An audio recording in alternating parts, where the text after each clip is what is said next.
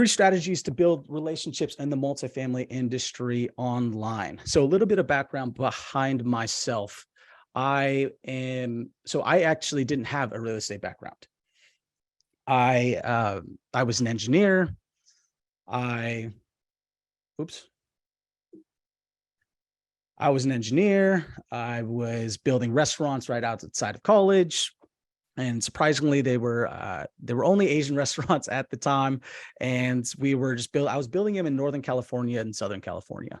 And it came to a point where COVID happened and we ended up losing all of our jobs. And at that time, I knew I always wanted to get into commercial real estate. But when COVID happened, we lost the ability to meet in person. And it was really just a struggle to build these relationships in an organic way, just because everything started moving to online. And the principles that I've learned online that I've learned in building these relationships doesn't necessarily only need to apply online.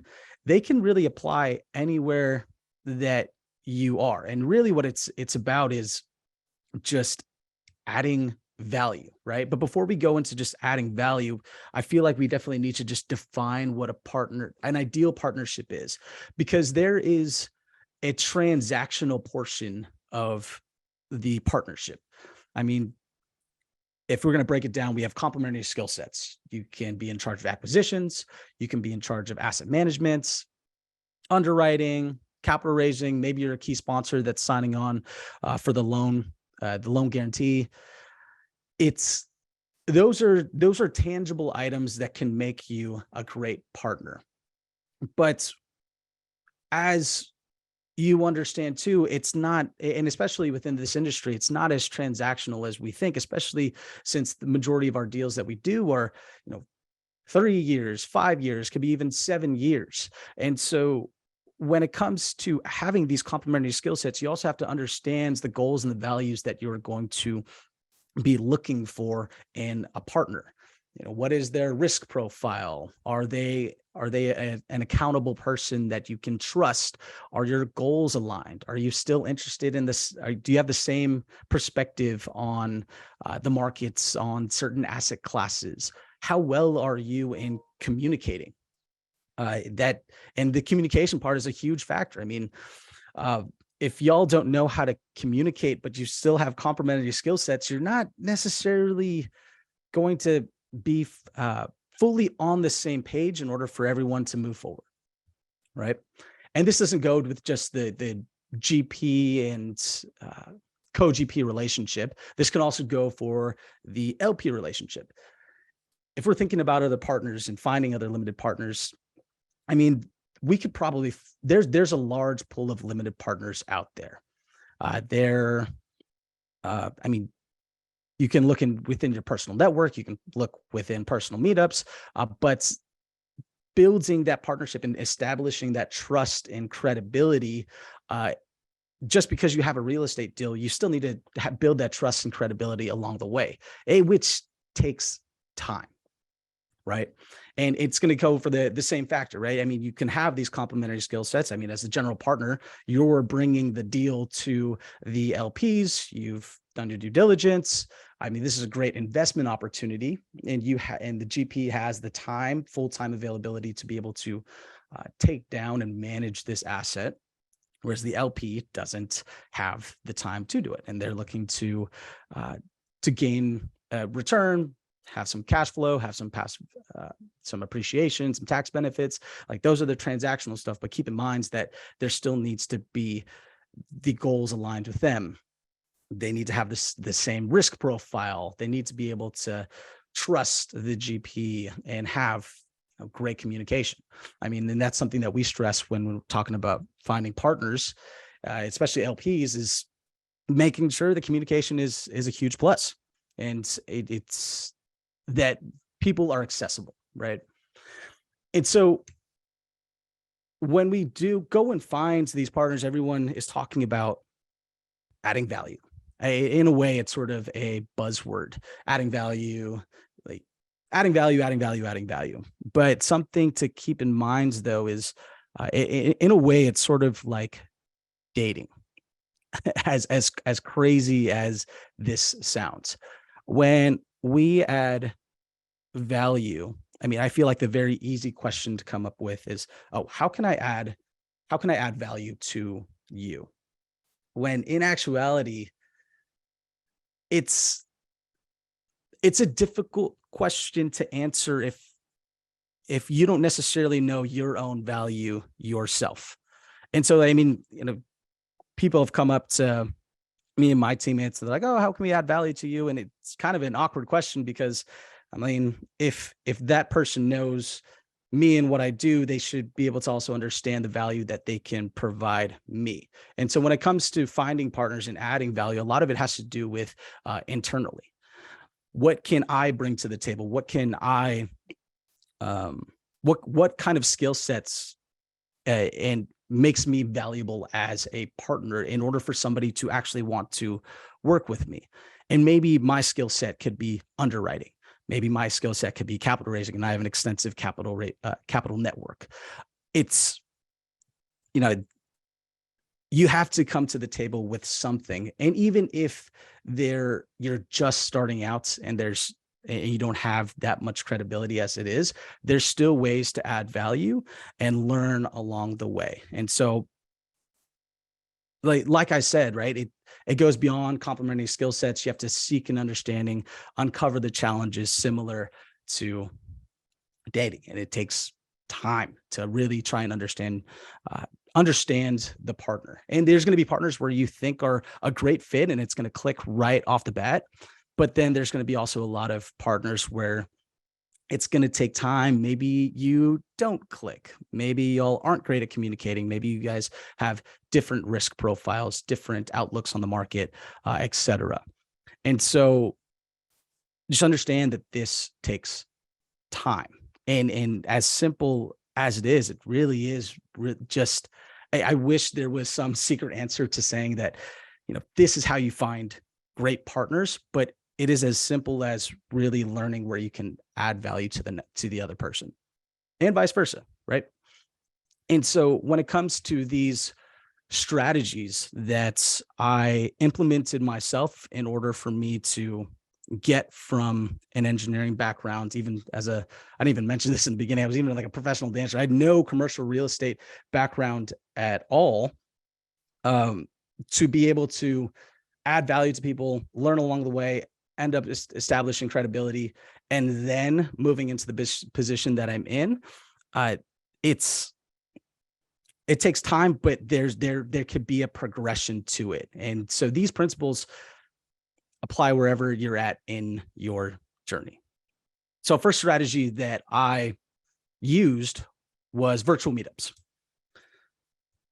Virtual meetups, you can typically see them on Facebook, LinkedIn. I feel like they were extremely popular, especially during COVID, but there are still a lot of virtual meetups now. And you can, if you want, you can even, I'll even send you a link to a couple of virtual meetups that I know of that happen pretty much on an everyday basis. But the beautiful thing about these virtual meetups is that you can go to any virtual meetup in any geography. I was in California and I was hopping into a virtual meetup in Kansas City. I was hopping to a virtual meetup in the Twin Cities, a virtual meetup in Texas. They're everywhere. And when you go in there, sometimes there's a topic where somebody's going to be speaking.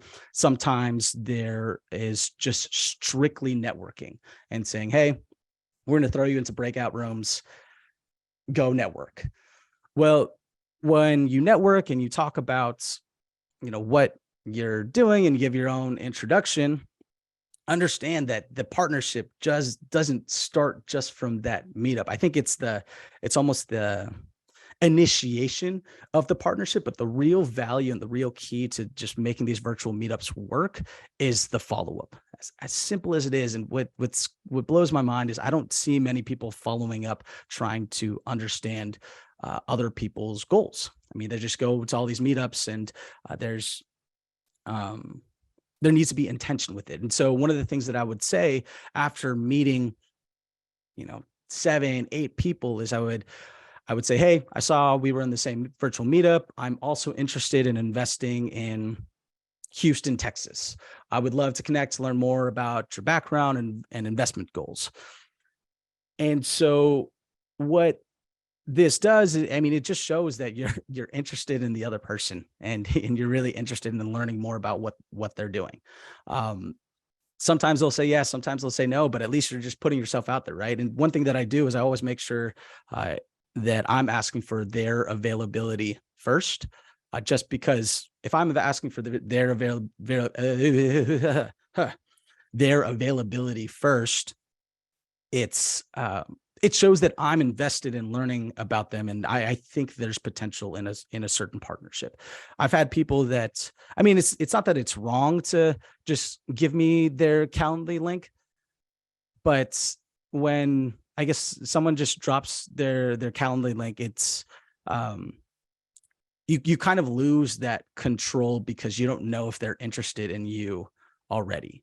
And so I always like to try and take control of the conversation and sort of take control of learning where they're at and seeing where I can fit within their, I guess within their business, whether they're looking for deals, underwriting, capital raising, et cetera. So when I reach out to them, get on a call, my goal is to try and understand them as in a short amount of time. I mean, typically these happen between 15 to 30 minutes.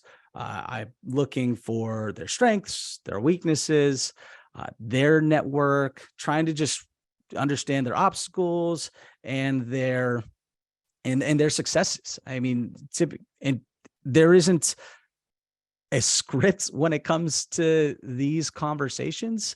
I mean, sometimes it's simply as just opening up with where are you coming from? What market are you focused on? What are your goals? And then the conversation towards sort of tends to dive deeper and deeper and deeper. And, you know, when you're starting to get into the conversation, you're going to start to understand if this person would be a good fit, if it's worth exploring or if it's not worth exploring. This is, I used this option way before the other two options, the other two strategies later on in the presentation. But if you're just starting out new, or even you're seasoned, I think there still is a lot of value to just these virtual meetups. And you can even use the same thing with in-person meetups. I mean, just setting up calls, setting up that follow-up, and starting to build the amount of touch points that you can build with these partnerships. Now, when you are talking to these people, I think I mentioned this beforehand, offering to underwrite deals with them so they can see, your minds of and how you're underwriting these deals. Maybe you can cold call a bunch of owners in the off market and try and find them a deal. Maybe you can tell them that I can bring, 500 to $1 million in terms of capital to the deal, right? And I mean, we can say we can do this, but the real key is just the consistency of them, of you showing them how often you're showing up to the table. Like underwriting this deal, consistently underwriting, then this person's going to start taking you more seriously, saying like, hey, this guy keeps sending me deals, or this guy keeps telling me that has all these soft commits. I think it's, it could be worth looking into. It's just going to take time, right? But if you are just starting out in the space, and let's say you can't necessarily add value to them with your underwriting skill sets, you can't cold call, you don't have an extensive capital raising network, you could be the connector in this. As you're starting to gather up a database of just people that you've met, you can introduce them to one of your friends who also has the same interest. And so I would use this very, very often, especially since I didn't have much to offer at the time. But I would say something like, hey, I'd like to virtually introduce you to my friend. He's currently investing in Houston, and I thought that you two would have a great conversation. I'll let you two take it from here. Happy networking. The key to this one is you have to put them in a group text. You can't just give your friends their contact information. And, because you don't know if they're actually going to connect afterwards, but even in this little action, the person across from you that you're virtually introducing, they're going to think that, hey, this person is starting to build his network and he's expanding his network in some way. So he's trying to surround himself with individuals. This is something that I see. This is somebody that I can take a little bit more seriously.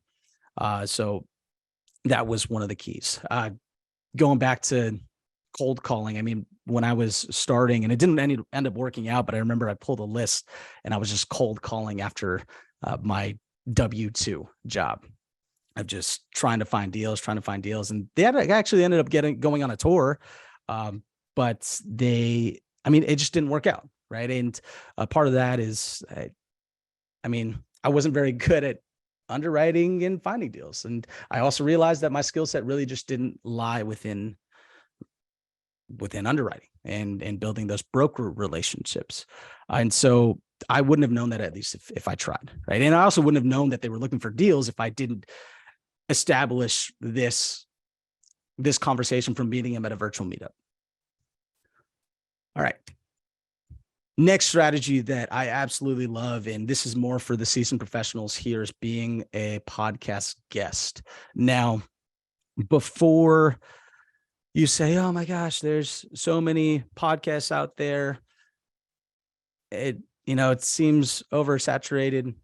I mean, there still is a lot of value to hopping onto a podcast or either getting invited or asking to be on, is because you're not only tapping into the audience of that podcaster, you're tapping into the podcaster's network. So let's say, you're really good at, I feel like underwriting is just a skill set that everyone's trying to build and everyone understands. If you're really good at underwriting, you can hop on podcasts and just talk about how you're underwriting, what you're seeing in the market, and how you're adjusting your underwriting, with interest rates rising, right? Like, you can leverage your experience into talking with this podcast guest, or with this podcast host. And when you hop onto this podcast host, I think I already mentioned this. You're not just hopping into the audience. That podcast host also has a network that he has interviewed other podcast guests. And so if that podcast host has created a network of people that they can connect you to, maybe you're looking for a general contractor in Houston, maybe you're looking for a great property management company. They could connect you with other people that are within Houston doing similar things to you. And at the end of it too, you also get social media clips. You can get the raw footage where you can repurpose it yourself and have your brand already there, et cetera. And you don't have to jump on the major podcasts just starting out. You can start off with a lot of the smaller podcasts you can just start off with a lot of the smaller podcasts that are coming on. And so,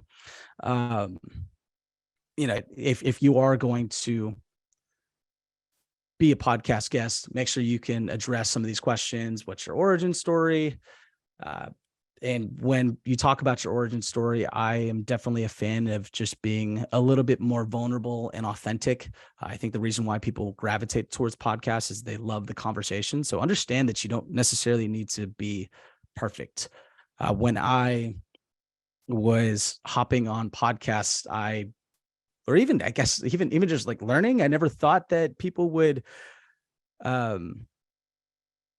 relate to my background, either within, being a dancer, and I guess more people are engineers, but even being a dancer, I just didn't think people were taking me seriously. But once they hear the story of why I transitioned from trying to be a professional dancer into entrepreneurship and real estate, people were able to relate to it.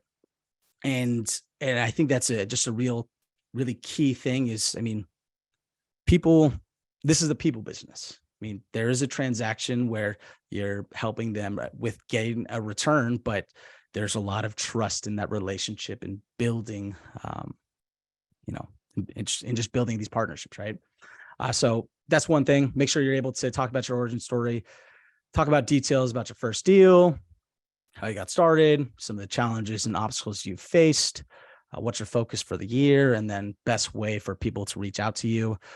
If you have a website in hand or a Calendly link, or you're comfortable giving your phone number and email out, make sure those are ready, because when the podcast hits, I mean, there can be people that are listening that can reach out to you, right?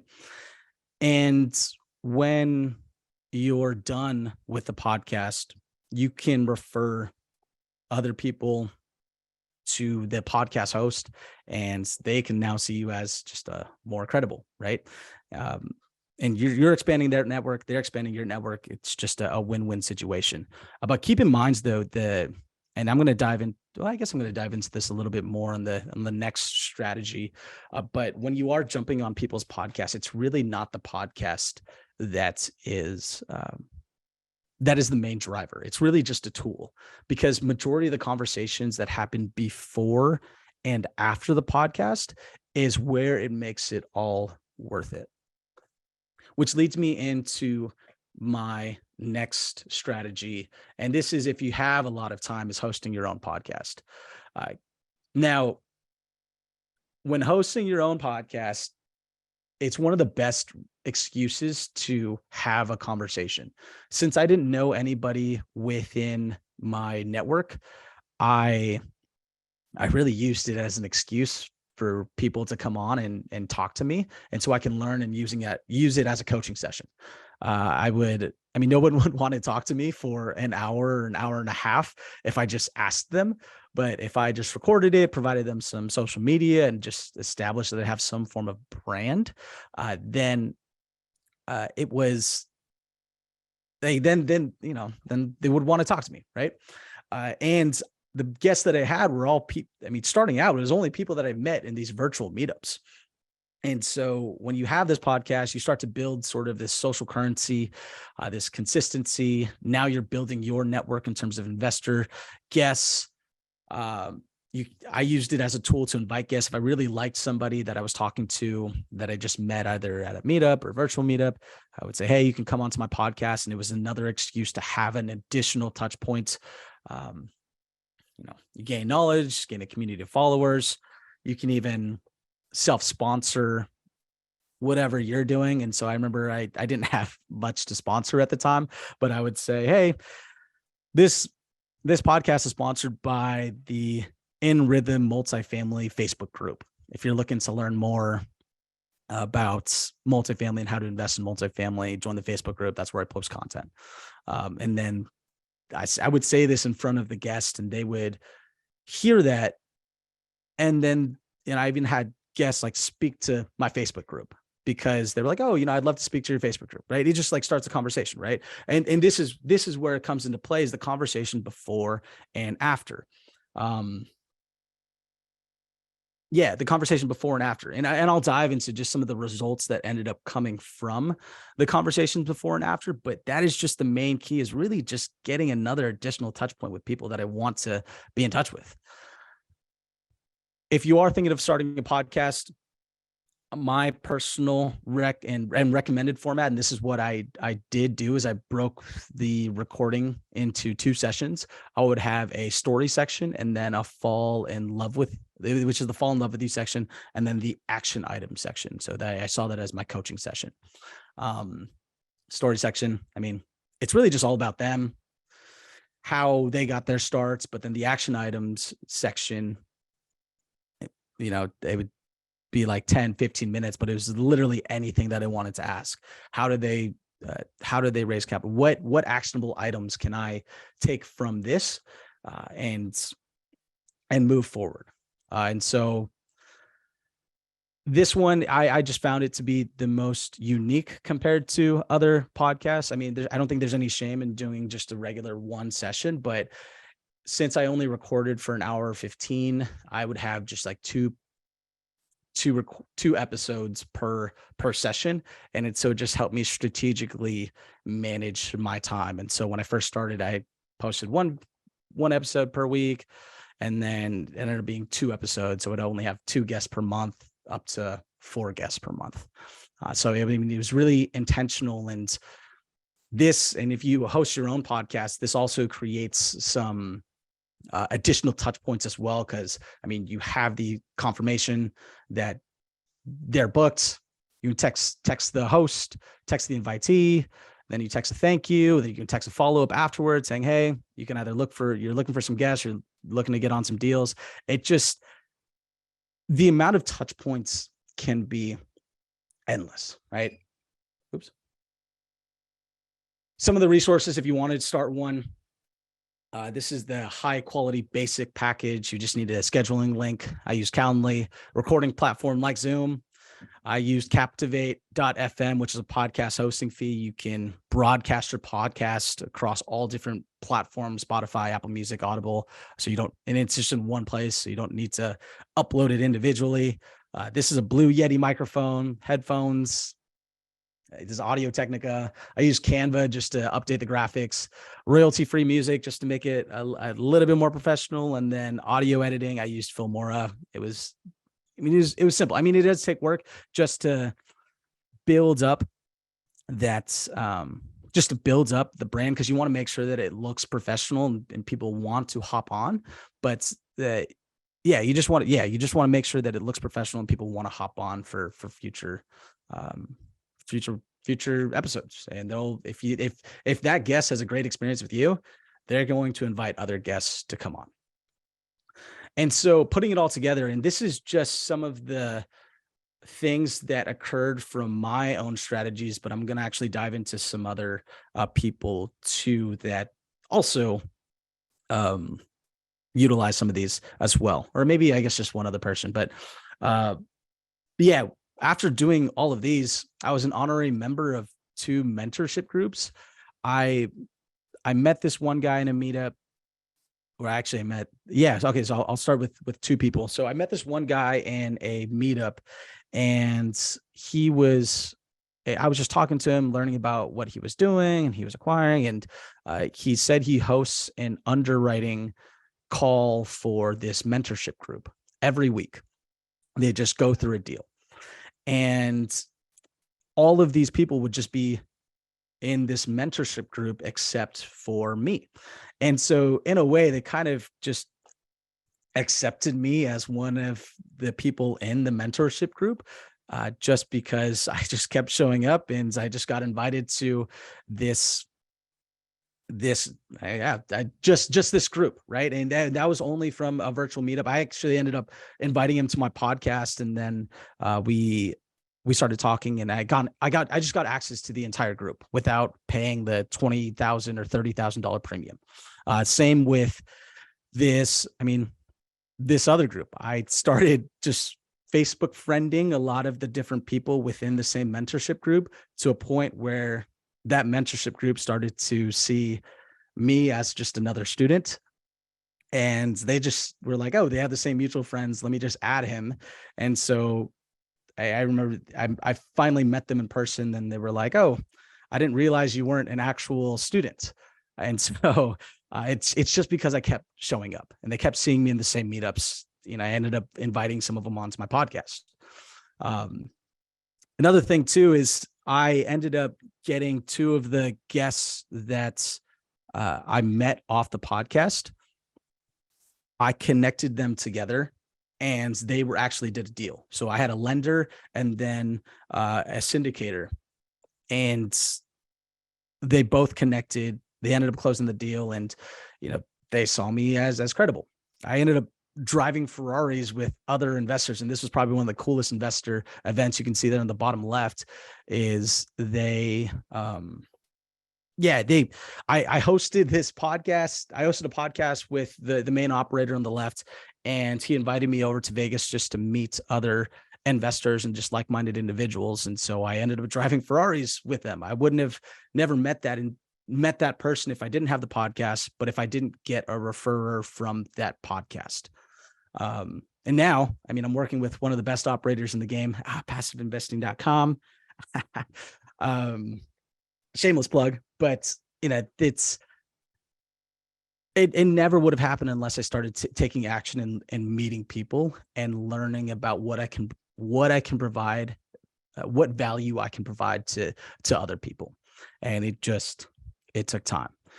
And also, and this is just I guess a call out to some people within our industry, even like the managing partners and some of our co-GPs, they met us through being a guest on our podcast or vice versa. And I don't know where they initially started the relationship. I don't know if it was through a virtual meetup. I don't know if it was at a conference, but they ended up getting on a podcast. They had a conversation before, a conversation after, and now they're just one of our main co-GPs. So there's a lot of value. I know I just went through this. I felt like this could have been like drinking out of a fire hose with how much detail and content this could be. But at the end of the day, just realize that these partnerships and relationships take time. If you're going to be, if somebody's going to trust you with their hard-earned capital for 5 years, you best believe that it's probably going to take more than a few conversations in order for them to actually trust you. And same with the managing partners. If you're just trying to find other co-GPs and other general partners, it's just going to take time. As simple as that.